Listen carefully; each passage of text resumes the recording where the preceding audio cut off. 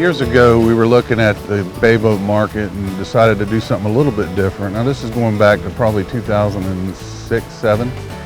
You know, we had the idea of coming out with a bay boat that was a larger, deeper sided hull.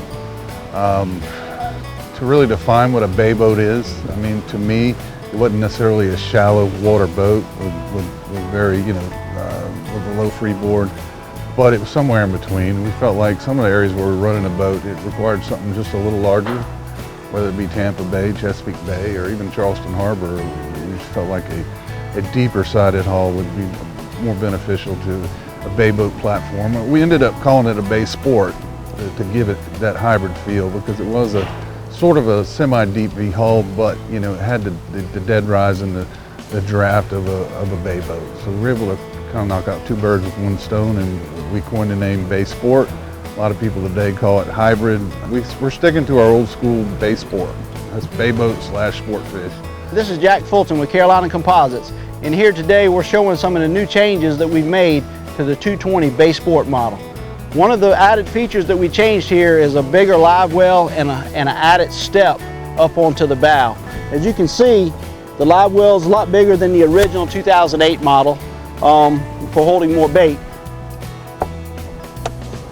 And stepping up onto the deck here, the biggest thing that we had from day one was, you know, trying to install a trolling motor on the front of this boat.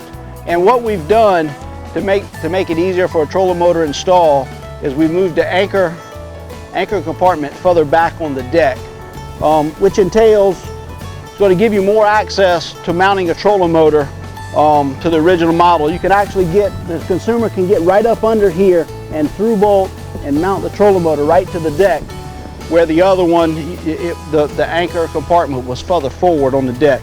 Now moving to the aft of the new 220 Baysport. And one of the biggest changes that we made back here is we've added more room for fishability, for getting around the leaning post. That was the #1 complaint we had with the old 220 Baysport, was just not having enough room to get around the leaning post. And as you can see here, there's plenty of room for me to get around and walk around the back of it. We've added a center jump seat